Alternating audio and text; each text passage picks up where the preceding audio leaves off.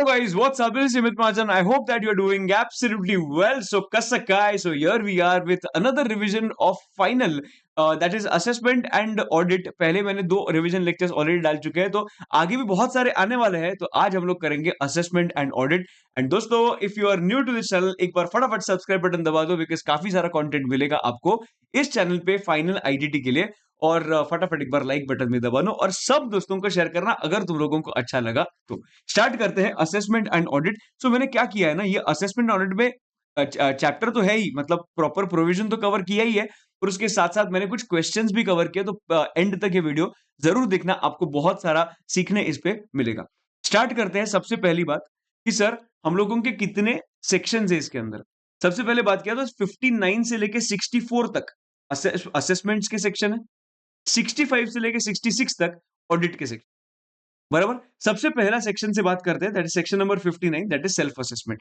देखो, उन्होंने बोला कि भाई देखो, अब तुम लोग ने जो भी सप्लाई किया है उसका सेल्फ असेस करना चाहिए टैक्स, और उसके हिसाब से पेमेंट करना है.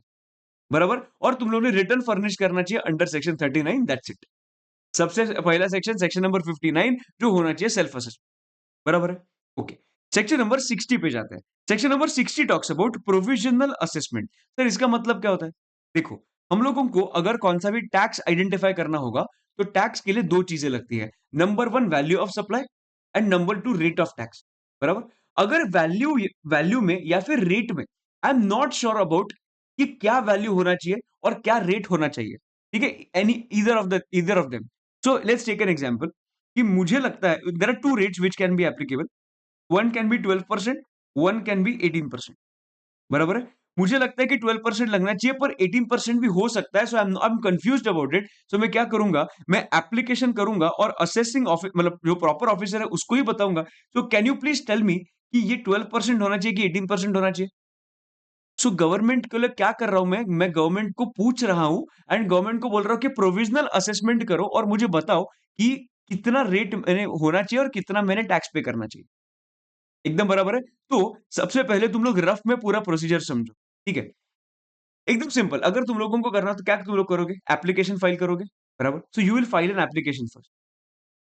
एप्लीकेशन के साथ साथ रेलेवेंट डॉक्यूमेंटेशन भी दोगे. बराबर है. अगर ऑफिसर को लगा कि नहीं नहीं ये डॉक्यूमेंटेशन सफिशिएंट नहीं है और डॉक्यूमेंटेशन चाहिए, then in that case he will call for another another set of documentation. ठीक है. अभी I will have to give, no, so I will give all the other kind of documentation. ठीक है. क्या हुआ, मैंने अप्लाई किया, उन्होंने डॉक्यूमेंटेशन मांगा, मैंने डॉक्यूमेंटेशन दिया. इफ यू सेटिस्फाइड, वो क्या करेंगे मालूम है, वो सेटिस्फाइड रहेंगे तो मुझे प्रोविजनल असेसमेंट का ऑर्डर पास कर देंगे, और वो बोल देंगे समझ कि तुम्हारा जो असेसमेंट है ना, ये असेसमेंट समझो 12% के हिसाब से होना चाहिए. बराबर. But don't you think final assessment जब भी होगा, देयर इज अ पॉसिबिलिटी कि इसमें डिफरेंस आ जाए और एक्चुअल रेट निकले 18%. अगर एक्चुअल रेट 18% निकला तो प्रॉब्लम है. बराबर. तो इसके लिए वो प्रोविजनल असेसमेंट के साथ साथ वो तुझे बोलते हैं कि भाई अब मुझे बॉन्ड लिख के दे और मुझे बता कि भाई अगर आगे जाके अगर डिफरेंशियल अमाउंट पेमेंट करने के लिए आया तो मैं पेमेंट कर दूंगा. पर सिर्फ बॉन्ड से क्या होगा, सिक्योरिटी भी कुछ तो चाहिए ना, अगर नहीं पे किया तो. इसके लिए वो लोग बोलते हैं कि सिर्फ बॉन्ड से नहीं चलेगा, हम लोगों को ये बॉन्ड के अमाउंट का एटलीस्ट 20, एटलीस्ट नहीं, अप टू 25% क्या चाहिए, सिक्योरिटी चाहिए. And that security can be in the form of bank guarantee. एकदम बराबर है. Security can be in the form of bank guarantee. तो ये तीन तीन चीजें वो बताएंगे मुझे प्रोविजनल असेसमेंट के साथ. सबसे पहले I will make an application.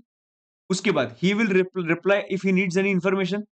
I will respond to that by filing the information. Yes.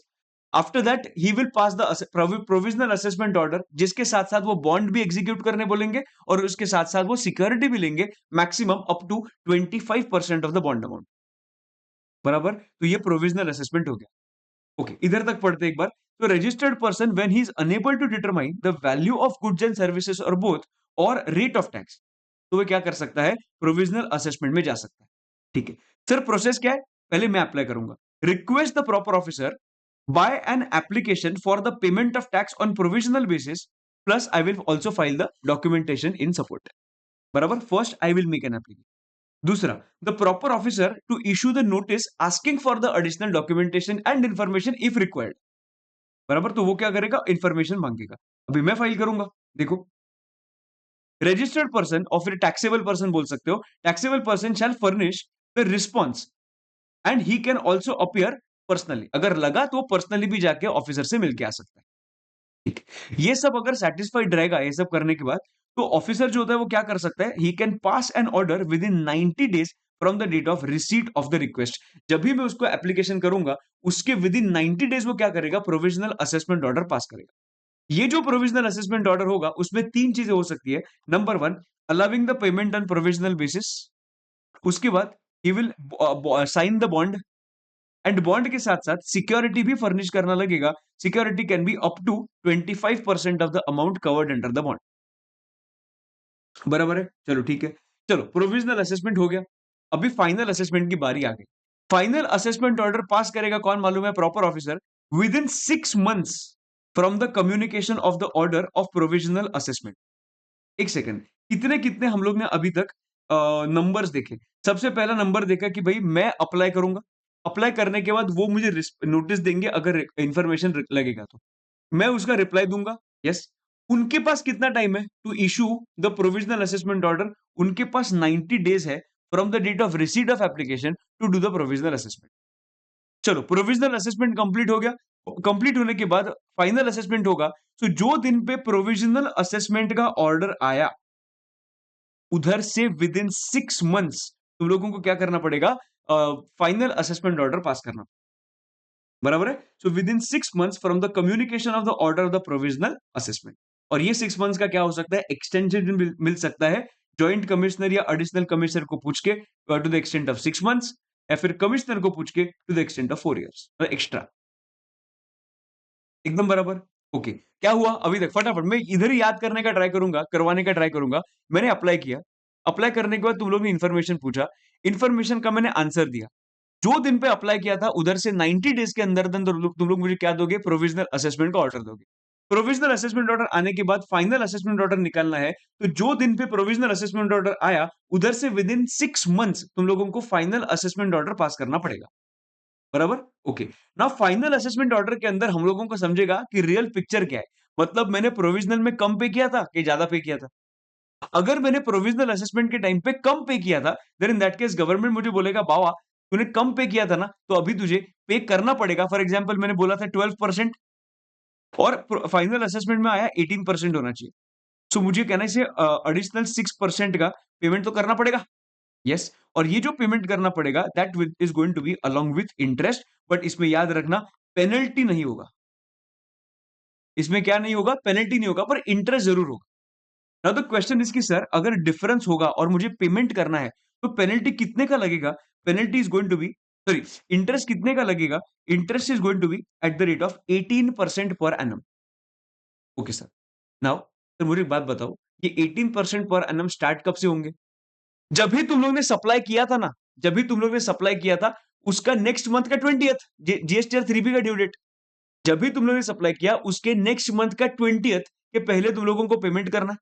तो नेक्स्ट मंथ के 20th से चालू होगा तुम्हारा इंटरेस्ट का period, till it is the remaining amount is actually paid. Due date to actually paid, it is day wise computation. And याद रखना penalty लगेगा क्या, इसमें पेनल्टी नहीं। Okay, now the next point is, ऐसा भी हो सकता है कि प्रोविजनल असेसमेंट में मैंने ज्यादा पे किया था। प्रोविजनल असेसमेंट में ज्यादा पे किया था, मतलब I am eligible for the refund from the government. पर तुम लोगों को मालूम है कि रिफंड ऐसा गवर्नमेंट सामने से नहीं देता। अगर रिफंड हुआ ना, तो मुझे क्या करना पड़ता है मालूम है, मुझे अप्लाई करना पड़ता है to the department in form RFD 01। एक रिफंड का फॉर्म रहता है, फॉर्म RFD 01, उसके अंदर अप्लाई करना पड़ता है। और जो दिन से मैंने अप्लाई किया है ना, तुम लोगों के पास 60 डेज है, तुम लोग मतलब ऑफिसर, ऑफिसर के पास 60 डेज है to make a payment without interest. वो 60 डेज के अंदर पेमेंट कर सकता है, वो भी विदाउट इंटरेस्ट पेमेंट कर सकता है। बट अगर गवर्नमेंट ने मुझे रिफंड देते देते 65 डेज लगे, 65 days will start from which date, जो दिन से मैंने अप्लाई किया। मैंने अप्लाई लेट किया, तो मैं लेट जब भी अप्लाई किया तब उधर से 60 डेज, राइट। तो 60 डेज के अंदर पेमेंट किया तो इंटरेस्ट तो नहीं लगेगा। बट अगर 65th डे को पेमेंट किया तो 5 दिन का इंटरेस्ट लगेगा। And that interest is going to be at the rate of 6% per annum. So if interest is, देखो ना, refund with interest at the rate of 6% per annum, if interest is not paid within 6 months, of passing of order नहीं होना चाहिए। एक minute, देखो ये ऐसे पढ़ सकते हैं हम लोग कि 6% per annum if the interest is not paid with in 60 days of filing of the relevant refund application with the authority, and refund application is basically RFD 01। जब भी मैं अप्लाई करूंगा उधर से विद इन 60 days वो payment किया तो अच्छी बात है, नहीं किया तो 61st डे से तुम्हारा क्या चालू हो जाएगा, इंटरेस्ट चालू हो जाएगा। सब लोग इधर देखना, सबसे पहले क्या किया, सबसे पहले ये जो पर्सन है उसने अप्लाई किया। अप्लाई करने के बाद ये कौन है, अथॉरिटी है, ठीक है, ये अथॉरिटी है। अथॉरिटी क्या करेगा, इंफॉर्मेशन मांगेगा। इंफॉर्मेशन मांगने का वो क्या करेगा, इंफॉर्मेशन दे देगा। इंफॉर्मेशन देने के बाद अथॉरिटी क्या देगा, प्रोविजनल असेसमेंट ऑर्डर देगा with in 90 days। Provisional assessment order देने के बाद फाइनल असेसमेंट ऑर्डर भी दिया जाएगा, जो दिन पे प्रोविजनल असेसमेंट ऑर्डर दिया था उधर से विद इन 6 मंथ। बराबर है ना। ये जो फाइनल असेसमेंट ऑर्डर आया जिसके अंदर दो पार्ट्स हो सकते हैं कि मैंने कम पे किया है या फिर मैंने ज्यादा पे किया है। अगर कम पे किया होगा 18% पर एनम, ज्यादा पे किया होगा 6% per annum. I hope you are absolutely clear with it. Now can I say, अगर मैंने सब कुछ मैंने पेमेंट कर दिया, सब कुछ कर दिया, पेमेंट करने के बाद मेरा सिक्योरिटी लॉक ब्लॉक है ना, 25% उन्होंने करके रखा है, तो मैं क्या करूंगा, उनको अप्लाई करूंगा और बताऊंगा कि अभी देखो मेरा सब कुछ पेमेंट तो हो चुका है ना, तो प्लीज मेरा सिक्योरिटी तुम लोग ने रखा है वो रिलीज कर दो ना। बराबर ना। तो टैक्सेबल पर्सन जो होगा अप्लाई एप्लीकेशन करेगा for release of security, and proper officer to ensure that, proper officer क्या इंश्योर करेगा कि भाई तूने सब कुछ पेमेंट तो किया है ना। अगर पेमेंट किया होगा देन इन दैट केस वो प्रॉपर ऑफिसर ऑर्डर इशू करेगा with in 7 working days, with in 7 working days from the receipt of application. किसका ऑर्डर, रिलीज ऑफ सिक्योरिटी का। सब लोगों को समझा। सो 90 डेज किसके लिए है, प्रोविजनल असेसमेंट ऑर्डर पास करने के लिए। कब से स्टार्ट होंगे, from the date of application. 6 months किसके लिए है, प्रोविजनल असेसमेंट ऑर्डर पास होने के बाद विद इन 6 मंथ्स तुम लोगों को फाइनल असेसमेंट ऑर्डर लेना पड़ेगा। ये भी होने के बाद, ये भी होने के बाद जब ये फाइनल पेमेंट सब हो जाएगा with in 7 working days, working days, क्या करना पड़ेगा, बेसिकली मैं अप्लाई करूंगा पहले। अप्लाई करने के बाद विद इन 7 वर्किंग डेज वो लोग क्या करेंगे, अपना एप्लीकेशन ऑर्डर ऑर्डर पास कर देंगे फॉर रिलीज ऑफ सिक्योरिटी। एकदम बराबर है। So right now we have learn section number 59 and section number 60। बराबर। Come to section number 61 that is talking about scrutiny of returns. एकदम सिंपल है। Scrutiny of returns मतलब देखो, जो भी टैक्सेबल पर्सन होता है उसको रिटर्न्स भरने पड़ते हैं। बराबर। रिटर्न जो होते हैं they can get selected for scrutiny, कि भाई बराबर सब कुछ फाइल किया है कि नहीं, ये देखने के लिए। तो रिटर्न पहले फाइल करो। फाइल करने के बाद क्या निकलेगा, स्क्रूटिनी निकलेगा। स्क्रूटिनी निकलने के बाद अगर निकला कि भाई डिस्क्रिपेंसी है इसमें, इसमें डिस्क्रिपेंसी निकल रहा है, मेरे को चाहिए इसका आंसर, तो मैं क्या करेगा मालूम है, प्रॉपर ऑफिसर नोटिस भेजेगा तुम लोगों को, और तुम लोगों के पास 30 डेज है to respond to such notice. वापस सब लोग इधर देखो, सब लोग इधर देखो, सब लोग इधर देखो। सबसे पहले तुम लोग क्या करोगे, रिटर्न फाइल करोगे। रिटर्न फाइल करने के बाद मैं क्या करूंगा, तुम्हारा स्क्रूटिनी कर सकता हूं, सबका होता नहीं है, स्क्रूटिनी कर सकता हूं। और अगर मुझे वो स्क्रूटिनी करते करते लगा कि कुछ तो गड़बड़ है रे बाबा, कुछ तो गड़बड़ है, डिस्क्रिपेंसी लग रहा है, मैं क्या करूंगा, तुम लोगों को मैं नोटिस भेज दूंगा और बताऊंगा भाई ये डिस्क्रिपेंसी मुझे लग रहा है, तू मुझे एक्सप्लेन कर क्या डिस्क्रिपेंसी है। बराबर। अभी तुम लोगों को एक्सप्लेन करना है, तो तुम लोग ने समझो कि एक्सप्लेनेशन दिया और तुम लोग ने एक्सेप्ट कर दिया। बराबर, यस यू फील की डिस्क्रिपेंसी है और टैक्स लगना चाहिए। सो तुम लोग ने एक्सेप्ट तो कर दिया, और अगर एक्सेप्ट करके पेमेंट भी कर दिया ना, वेरी गुड, हाँ very good, very very good, तुझे there will not be any action in future. बराबर। बट तूने एक्सेप्ट किया, पर छपरी तूने पेमेंट नहीं किया। तूने एक्सेप्ट किया कि तू बराबर है, मैं बराबर हूं करके, मतलब ऑफिसर बराबर है, पर तूने पेमेंट क्यों नहीं किया। तो क्या मिलेगा, बैम्बू। क्या मिलेगा, बैम्बू मिलेगा, बैम्बू। किससे, किससे बैम्बू मिलेगा, तेरे ऑफिसर से बैम्बू मिलेगा, मतलब मैं तेरे बैम्बू मारूंगा, क्योंकि तूने एक्सेप्ट किया पर तूने पेमेंट ही नहीं किया। ठीक है। और क्या होता है बंबू, तुम लोगों को समझाता हूं। ये पहला ऑप्शन जिधर तुम लोग ने एक्सेप्ट किया, पेमेंट किया, नॉन पेमेंट किया, पेमेंट किया, वेरी गुड, नॉन पेमेंट किया तो बंबू। ओके। सेकंड ऑप्शन, तुम लोग ने रिजेक्ट कर दिया, रिजेक्ट कर दिया, बट और तुम लोग ने सेटिस्फैक्टरी एक्सप्लेनेशन दिया, क्या बात है, very good very good. Reject तो किया पर एक्सप्लेनेशन दिया, वो भी एक नंबर एक्सप्लेनेशन दिया, then in that case I will not take any action. But अगर तू रिजेक्ट भी चौड़ा बन के कर रहा है कि ये रिजेक्ट है, और तो एकदम बेकार एक्सप्लेनेशन दे रहा है, non satisfactory explanation, then in that case वापस क्या मिलेगा, bamboo. Now what is the meaning of bamboo, ये पहले समझ। देखो, proper officer can take sorry proper officer can take any of the below mentioned actions. सबसे पहले 65 का ऑडिट कर सकते हैं, 66 का स्पेशल ऑडिट कर सकते हैं, इन्वेस्टिगेशन इंस्पेक्शन सर सीजर कर सकते हैं 67 के अंदर, या फिर initiate the proceedings for determination of tax under section 73, 74, 74 A. Trust me on this, they can ask you question on this, they can ask you question on this. 65, 66, 67, 73, 74, 74 ए, ये कर सकता है। सर सेक्शन नंबर 59 क्या था? Self assessment. Sir section number 60 क्या था? Provisional assessment याद करना, 90 days, 6 months and 7 working days release of security के लिए। बराबर। सेक्शन नंबर 61 क्या था? मैंने रिटर्न फाइल किया, रिटर्न फाइल करने के बाद स्क्रूटिनी में आया, स्क्रूटिनी में आने के बाद पूछा क्या अपना डिस्क्रिपेंसी होगा तो पूछा, डिस्क्रिपेंसी का आंसर यस और नो, अच्छा दिया नहीं दिया, अच्छा दिया तो अच्छी अच्छी बात है, अगर नहीं दिया या फिर दिया पर बेकार है, एक्सप्लेनेशन अच्छा नहीं है, देन इन दैट केस क्या करना पड़ेगा? Section 65, 66, 67, 73, 74, 74 A. This is all about your section number 61, that's it. तो 3 सेक्शंस हम लोगों ने किया है, 59, 60, 61। बराबर। अभी हम लोग बात करेंगे बेस्ट जजमेंट असेसमेंट, मतलब क्या होता है। सेक्शन नंबर 60 टू 63 एक साथ करेंगे, 62 एंड सेक्शन नंबर 63। 62 में क्या लिखा है कि तू एक नंबर का छपरी आदमी है, एक नंबर का छपरी आदमी है, तू रिटर्न ही फाइल नहीं करता यार। अरे भाई, तू रिटर्न फाइल नहीं करेगा, गवर्नमेंट को समझेगा कैसे तेरे रिकॉर्ड्स में क्या है और वो सब। तो गवर्नमेंट क्या बोलता है मालूम है? सबसे पहली तेरी रिस्पॉन्सिबिलिटी रिटर्न फाइल करने का। रिटर्न फाइल तुम लोगों को मालूम है, रिटर्न फाइल करने के 3-4 दिन पहले ही तुम लोगों को एसएमएस आना चालू होता है। Have you filed your GST 3B? Have you filed your GST 3B? Have you filed your GST 3B? इतना मैसेज आने के बाद भी अगर तू रिटर्न फाइल नहीं कर रहा है तो ठीक है, चलो, नो प्रॉब्लम। तू रिटर्न फाइल नहीं कर रहा ना, एक काम करते हैं, मैं तुझे क्या भेजूंगा, नोटिस भेजूंगा। मैं तुझे नोटिस भेजूंगा, प्लीज रिटर्न फाइल कर दे। मैं नोटिस भेजने के बाद तुम्हारे पास 15 डेज है टू फाइल द रिटर्न। बराबर है, तुम्हारे पास 15 डेज है टू फाइल द रिटर्न। वापस मैं बोल रहा हूं, सबसे पहली बात, तुम लोग रिटर्न फाइल करना चाहिए था, तुम लोग रिटर्न फाइल नहीं किया। रिटर्न फाइल नहीं किया तो मैं तुम लोगों को नोटिस दूंगा ड्यू डेट के बाद कि प्लीज रिटर्न फाइल करो। तुम्हारे पास 15 डेज है टू फाइल द रिटर्न। अगर तो भी तुम लोग ने रिटर्न फाइल नहीं किया, then in that case government बोलता है आता माझी सटकली।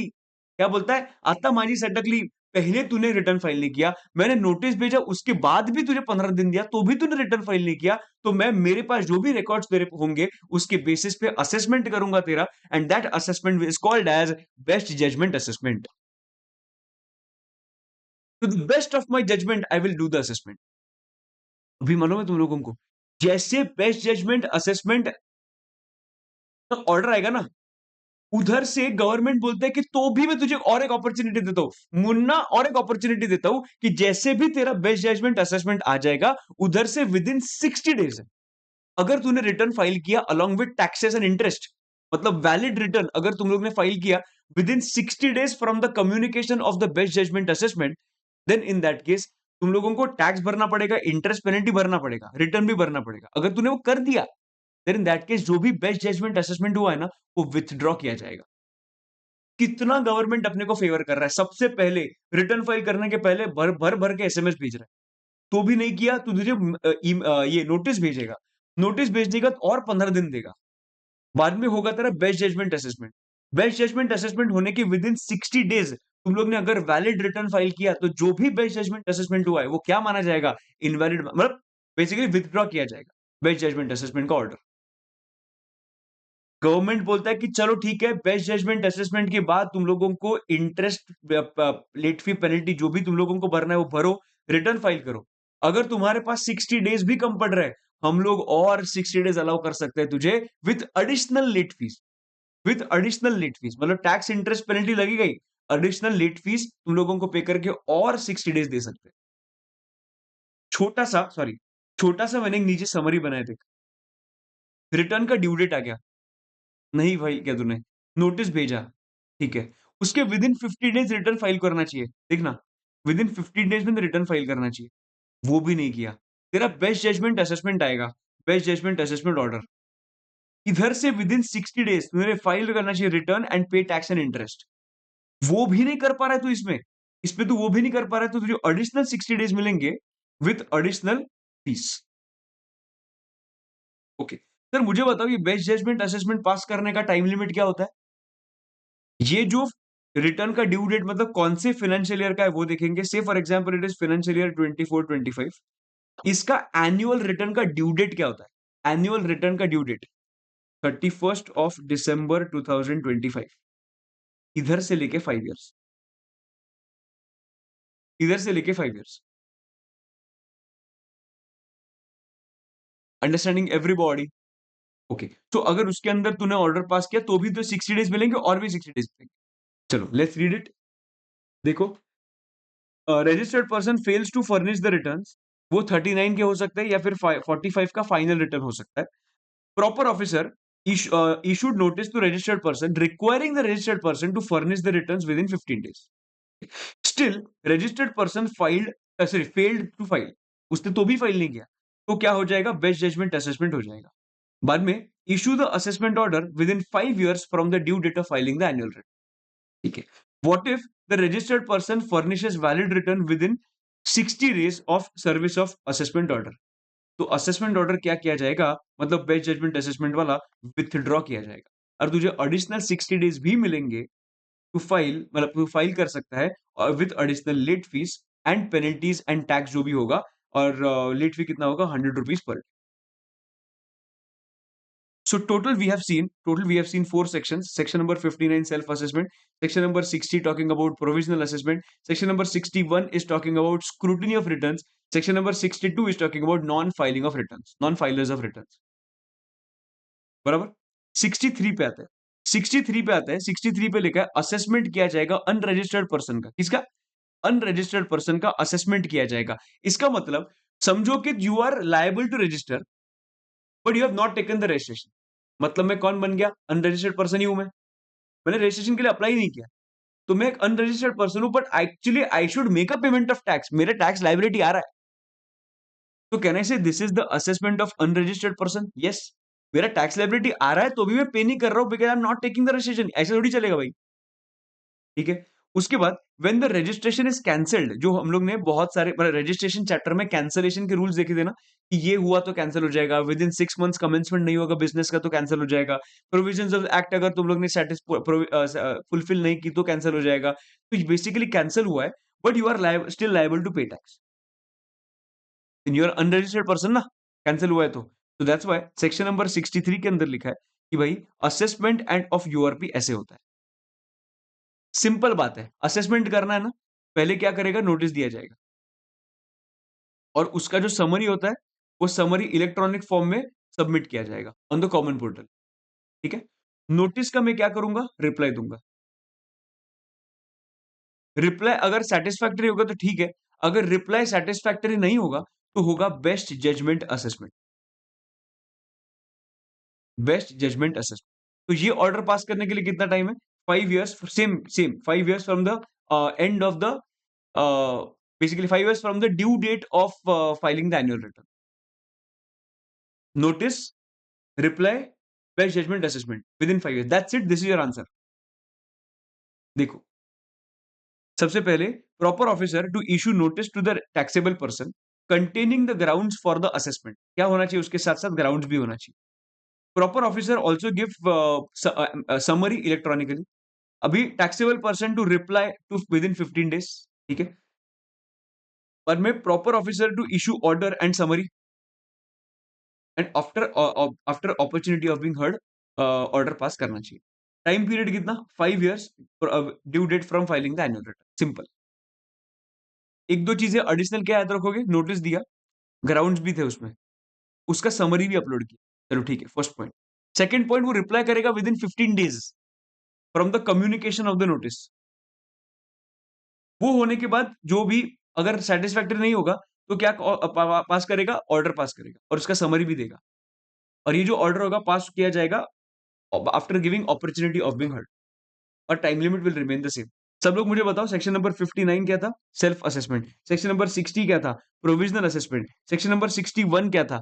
Scrutiny of returns. 61 62 क्या था? सॉरी 62 63 क्या था? बेस्ट जजमेंट असेसमेंट का। You are non filer, you are an unregistered. Logically सब कुछ याद रखो, तुम लोगों को सब याद रहेगा। 62 के अंदर लॉजिक क्या था? 62 के अंदर भाई तू नॉन फाइलर है, तुझे पहले तुझे नोटिस भेजा, तूने रिप्लाई नहीं किया, वेल जजमेंट असेसमेंट किया, 60 डेज 60 डेज, ठीक है। तो 63 भी डन है। फटाफट देखते हैं section number 64, that is summary assessment in special cases. Summarised manner में क्या किया जाएगा? असेसमेंट किया जाएगा। Please look here, summary assessment कभी किया जाता है जब भी प्रॉपर ऑफिसर जो होता है उसके पास एविडेंस है showing a tax liability of a person, उसको लगता है कि इस पर टैक्स लायबिलिटी आएगा, एंड उसके बाद सफिशिएंट ग्राउंड्स है टू प्रूव दैट। अगर ये असेसमेंट करने के लिए अगर डिले किया, then in that case it can adversely affect the revenues interest, it can adversely affect the interest of the revenue. हम लोग इसको डिले नहीं कर सकते। अगर ऐसा गवर्नमेंट को डर होगा ना, गवर्नमेंट फटाफट फटाफट असेसमेंट कर देगा। क्या दो रीजंस बोले? Evidence showing tax liability, and government is of the opinion that sufficient grounds है, and is of the opinion that further delay in the assessment can cause, it can adversely affect the interest of the revenue. ये specifically चीज तुम लोग theory के लिए याद रखना। However the proper officer can begin the assessment only after permission of the additional commissioner, joint commissioner, ठीक है। एंड जो ऑर्डर होगा वो अपलोड किया जाएगा इलेक्ट्रॉनिकली, ठीक है। तो सबसे पहले तुम लोग ये याद रखोगे क्यों समरी असेसमेंट कर सकते हैं। दूसरी चीज है, समरी असेसमेंट जो किया है, जिसका तो ऑर्डर पास किया है, वो विथड्रॉ भी हो सकता है। अगर एडिशनल कमिश्नर और जॉइंट कमिश्नर को ऐसा अंदर से लगा कि ये जो ऑर्डर है ना वो एरोनियस है, वो क्या लगा उनको, ये ऑर्डर क्या है, एरोनियस है, कुछ तो एरर है ये ऑर्डर के अंदर, फिर इन दैट केस वो क्या कर सकते हैं, वो विथड्रॉ कर सकते हैं असेसमेंट ऑर्डर। अब ये विथड्रॉ असेसमेंट ऑर्डर मतलब जो असेसमेंट ऑर्डर कर रहे हैं, जो additional commissioner and joint commissioner है, वो क्या उनको खुद ही लगेगा क्या कि ऑर्डर विथड्रॉ करना है करके?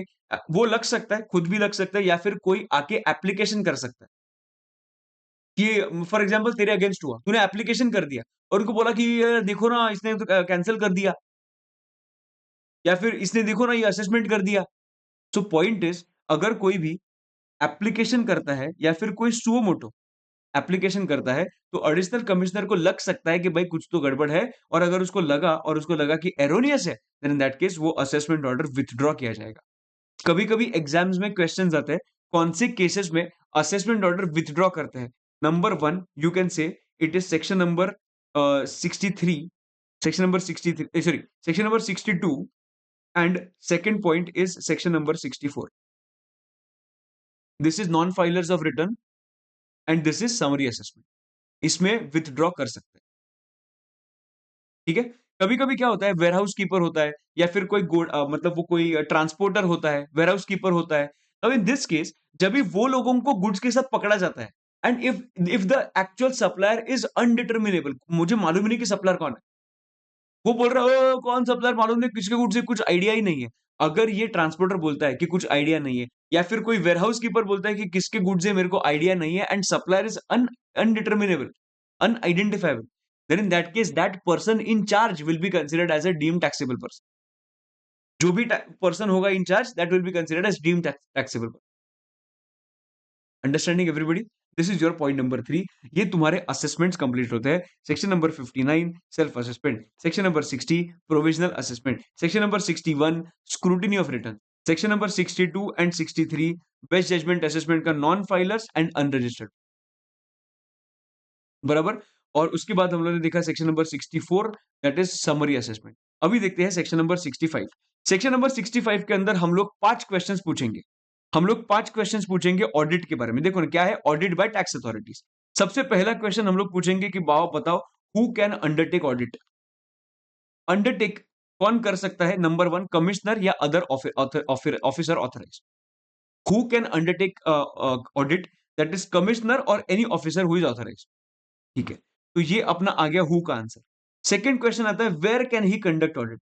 याद रखना, वेयर मतलब प्रिंसिपल प्लेस ऑफ बिजनेस पे कर सकता है, या फिर उसकी जो ऑफिसेस होते हैं उसके अंदर कर सकता है। देखो, प्लेस ऑफ ऑडिट में भी place of business of principal नहीं, सॉरी मैं गलती से प्रिंसिपल बोला, it is place of business, उसके प्लेस ऑफ बिजनेस में कर सकता है, या फिर इन देयर ऑफिसेस, ठीक है।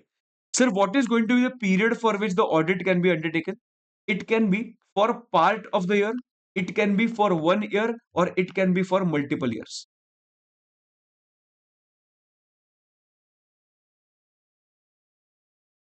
क्या बोला मैंने? सबसे पहले who can undertake audit, specifically बोला है कि commissioner can undertake audit. Where कभी किधर कर सकता है, प्लेस ऑफ बिजनेस पे कर सकते हैं या फिर उसके ऑफिसेज पे। बाद में पीरियड का होगा, period will be part payment, sorry part period, 1 year का पीरियड या फिर मल्टीपल ईयर्स का पीरियड, कुछ भी हो सकता है। सर, अगर मुझे ऑडिट स्टार्ट करना पड़ेगा तो उसके 3 फेजेस होते हैं। सब लोग इधर ध्यान दो। ऑडिट स्टार्ट करना होगा तो मेरे 3 फेजेस होते हैं। समझो कि ये ऑडिट का फेज है। ये प्री पीरियड है और ये पोस्ट पीरियड है और ये पोस्ट पीरियड है। सर, ऑडिट स्टार्ट होने के पहले तुझे कुछ नोटिस देना पड़ता है क्या? यस। ऑडिट के कमेंसमेंट के पहले मुझे नोटिस देना पड़ता है 15 वर्किंग डेज का कि तुम्हारा ऑडिट अभी होने वाला है। ऑडिट स्टार्ट होने के 15 डेज पहले, एटलीस्ट 15 डेज पहले मुझे बताना पड़ता है कि तुम्हारा ऑडिट अभी स्टार्ट होना है। सर, मुझे बताओ ऑडिट स्टार्ट होने के बाद कितने दिन के अंदर, कितना दिन ऑडिट चल सकता है? कितना दिन ऑडिट चल सकता है? Audit can run for 3 months and which can be extended to 6 by 6 months. 3 months it can be extended to 6 months. बराबर है? चलो, ये ऑडिट कंप्लीट तो हो गया सर। कंप्लीट होने के बाद मुझे जो रिव्यूज़ देने पड़ते हैं ना, फाइंडिंग्स देने पड़ते हैं, ऑडिट कंप्लीट होने के बाद, वो फाइंडिंग्स के लिए मेरे पास कितना टाइम है? फाइंडिंग के लिए टाइम होता है, जब से खत्म हुआ, उधर से विदिन 30 डेज़। ये चीज़ याद रखना। कमेंसमेंट के 15 डेज़ पहले नोटिस दो। ऑडिट चलेगा 3 मंथ्स, एक्सटेंशन 6 मंथ्स। पोस्ट जो होगा वो फाइंडिंग जो देना पड़ेगा, that can be after completion of audit, उधर से लेके 30 डेज़ के अंदर-अंदर मुझे फाइंडिंग देना पड़ता है। Sir, can you tell me what is the commencement of audit? क्योंकि कमेंसमेंट ऑफ ऑडिट जो होता है ना, वो कमेंसमेंट ऑफ ऑडिट से 3 मंथ्स कंसिडर किया जाता है।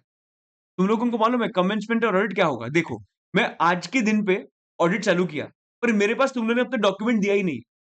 डॉक्यूमेंट तुम लोगों ने 10 तारीख को दिया। से फॉर एग्जांपल टुडे इज़ 1 दिसंबर, ठीक है? 1 दिसंबर है, मैं ऑडिट चालू किया 1 दिसंबर, but you provided me the data on 7th of December. तो कब से स्टार्ट होगा ऑडिट मेरा? अरे भाई, फर्स्ट से बैठा ऊपर मुझे इन्फॉर्मेशन मिला है क्या? सो डोंट यू थिंक मेरा जो कमेंसमेंट ऑफ ऑडिट का पीरियड है, that should start from the date when I commence the audit और the date when the records were made available to the auditor, whichever is later, whichever is later, उधर से लेके तुम्हारा commencement चालू हो जाएगा। सब लोग इधर देखो, हु कैन कंडक्ट ऑडिट देख लिया, place of audit and financial years देख लिया। उसके बाद बात करते हैं, that is orders to be passed, ठीक है? Issue of notice by the proper officer, 15 working days तुम लोगों को क्या करना पड़ेगा? नोटिस इश्यू करना पड़ेगा। तो time period of completion of audit मतलब 3 months and 6 month. Commencement of audit exactly क्या होता है? कमेंसमेंट मतलब क्या? कमेंसमेंट मतलब shall mean the date on which records जो मेड अवेलेबल, बोला ना, made available by the registered person और the actual institution of audit of at the place of business, whichever is later. देखो, 1/7 को audit start हुआ, 1/7 को audit start हुआ, 8/7 को नोटिस डॉक्यूमेंटेशन मिला। तो मेरा ऑडिट एक्चुअली 8/8 से स्टार्ट, ठीक है? हाउ टू कंडक्ट ऑडिट, ये छोटा-सा उन्होंने पॉइंट बता के रखा है कि भाई देखो, after the course of the audit the authorised officer may require the registered person to afford the him necessary facility. जब भी लगा तभी मुझे बुक्स दे देना, अगर मुझे कुछ इन्फॉर्मेशन लगा तो प्लीज मुझे इन्फॉर्मेशन दे देना। ये सब टाइम पास बातें उन्होंने इधर की। फाइनलाइजेशन करने के लिए कितना टाइम रहता है? फाइनलाइजेशन करने के लिए तुम्हारे पास होता है 30 डेज, विदिन 30 डेज। कब से स्टार्ट होंगे? From the after after the completion of audit. एकदम बराबर। चलो, ये ऑडिट का भी पार्ट अपना कंप्लीट होता है। अब इधर आ जाओ, कौन से सेक्शन की है? Section number 59। 59 क्या था? Self assessment. Section number 60 provisional assessment. Section number 61 scrutiny. Section number 62 and 63 this is non filer of return and unregistered person. 64 is talking about what? Summary return. 65 is tax authorities का audit and अभी हम लोग last देख रहे हैं, that is 66. 66 is special audit. अगर मुझे complexity लगता है उसके ट्रांजैक्शन के अंदर, तो मैं गवर्नमेंट जो होता है, मतलब जो कमिश्नर होता है, जो भी एक कमिश्नर होता है, वो क्या करता है? असिस्टेंट कमिश्नर बोलता है कि अपना ऑफिसर गवर्नमेंट का ऑफिसर नहीं करेगा, मैं तुझे रजिस्टर्ड पर्सन को डायरेक्ट कर रहा हूं to have your books of account audited by a chartered accountant. और वो चार्टर्ड अकाउंटेंट मैं बताऊंगा कौन होना चाहिए। अंडरस्टैंडिंग क्यों? बिकॉज उसका फीस और वो सब भी कमिश्नर ही पे करता है। बिकॉज कमिश्नर बोल रहा है कि मुझे ये असेसमेंट करना इज अ बिट कॉम्प्लेक्स, हम लोग नहीं करेंगे, लेट द चार्टर्ड अकाउंटेंट और कॉस्ट अकाउंटेंट हैंडल इट। एकदम बराबर है, नो प्रॉब्लम। तो देखो, who can direct the special audit? Any officer not below the rank of assistant commissioner, ठीक है, and with prior approval commissioner, ठीक है। Who is, what is the need? Need क्या है? क्योंकि केस क्या है, कॉम्प्लेक्स है। Special audit will be in the interest of the revenue, because chartered accountant cost accountant करेंगे तो अच्छा ही होगा, बराबर। And third point is the officer is of the opinion that ये जो वैल्यू है ना, it is not correctly declared. ये वैल्यू बराबर डिक्लेयर नहीं किया, एक काम कर प्लीज, तू बाहर के सीए या सीएमए के पास जा और वैल्यू बराबर लेके आ। या फिर क्रेडिट जो लिया है वो it is not with in that normal limits, please तू उससे चेक करके लेके आ, हम लोगों को बता। और मैं बताऊंगा कौन सा ऑडिटर होना चाहिए, सीए होना चाहिए और सीएमए होना चाहिए। देखो एक चीज समझो, एग्जाम में क्वेश्चन आ सकता है और वो बोल सकते हैं कि सर उसने ना ऑलरेडी ऑडिट कर दिया था, डजेंट मैटर। अगर मैंने तुझे ऑडिट करने के लिए बोला, चुपचाप दूसरा ऑडिट करने का। Understanding? Okay. Who can conduct the special audit? देखो, चार्टर्ड अकाउंटेंट और कॉस्ट अकाउंटेंट, ठीक है। सर टाइम लिमिट क्या है वो ऑडिट करने का, special audit? 90 days plus 90 days. Report shall be submitted to the assistant commissioner within a period of 90 days. Such period में be extended by assistant commissioner for a period of 90 days, ठीक है, simple. उसके बाद who will bear the expenses of audit? Commissioner will bear the expenses of audit. और conclusion of audit के time पे तुम लोग ने क्या करना चाहिए? Opportunity of being heard definitely सामने वाले को देना चाहिए। अगर स्पेशल ऑडिट के अंदर ऐसा कौन सा रूलिंग आता होगा, रूलिंग मतलब ऐसा कौन सा डिसीजन आता होगा विच इज अगेंस्ट हिम, तीन चार चीजें याद रखो। सबसे पहली, व्हाट इज द नीड? दूसरा, who can conduct? What is the time limit? And who will bear the expenses? What is the need, who can conduct, what is the time limit and who will bear the expenses? right? So this is your assessment and audit chapter. Section number 59, your self assessment. Section number 60 is your provisional assessment. Section number 61 बात करता है तुम्हारा scrutiny of assessment.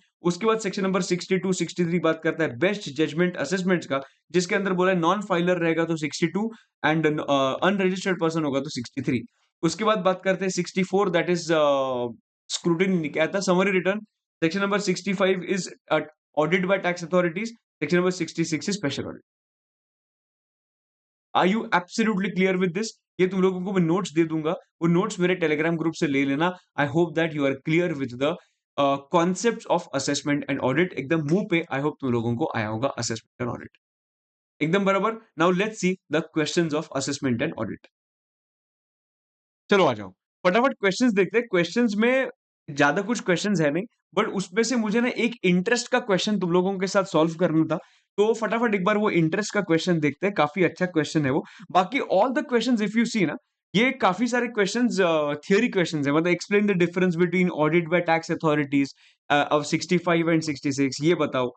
उसके बाद बोला है कि भाई explain the records that may be taken by the officer in case the proper explanation is not furnished for the discrepancy. वो चार पॉइंट्स थे ना, 65 66 67 73 74 74 ये चीजें बेसिकली बाम्बू के पॉइंट्स, ठीक है, ओके। तो ये उधर आ गया। अपने को अभी एक इंपॉर्टेंट क्वेश्चन सॉल्व करना है, दैट इज दिस। सब लोग इधर फोकस करेंगे।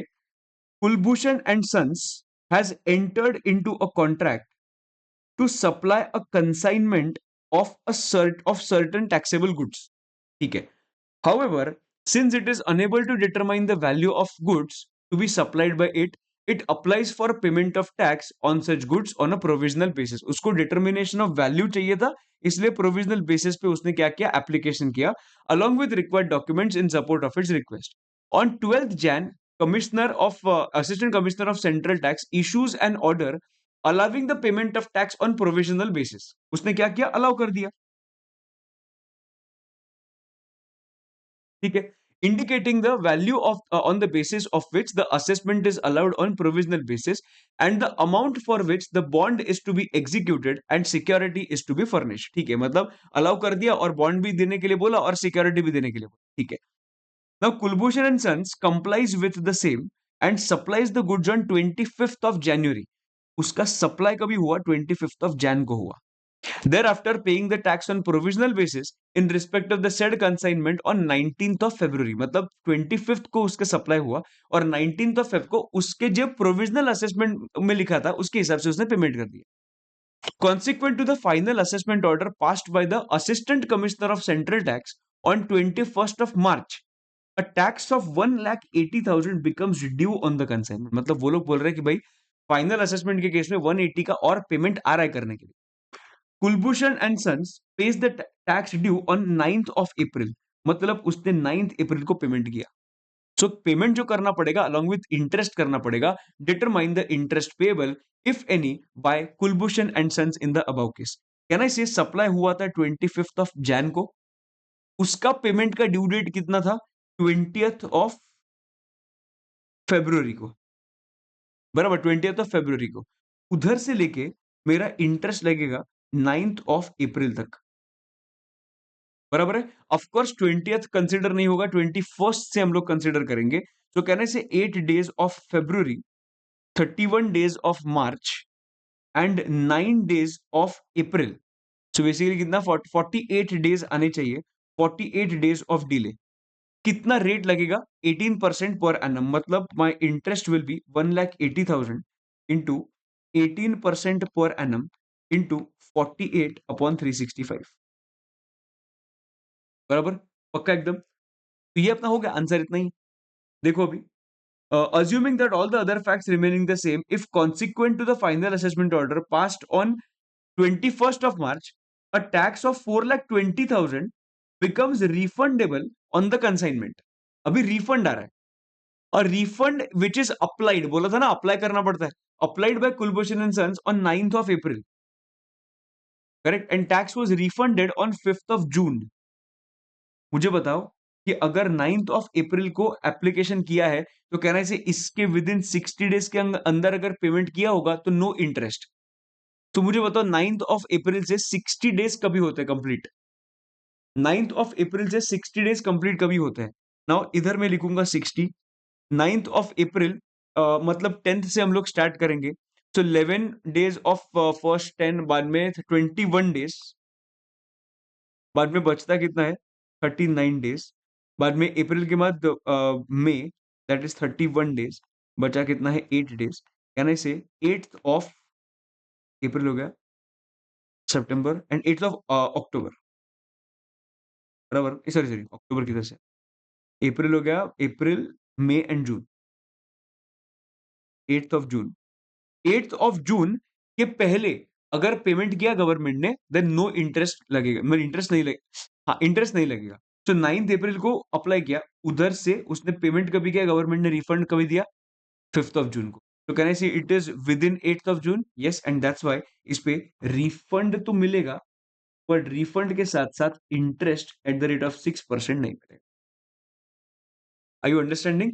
ये मुझे लगता है this question is important from your exam perspective. तो ये क्वेश्चन अच्छे से देखना, how to compute the interest component, right. So दोस्तों, हम लोग ने और बाकी के सब क्वेश्चंस थियोरी क्वेश्चंस है, तो वो हम लोगों के सब कुछ कवर उसमें हो जाते हैं।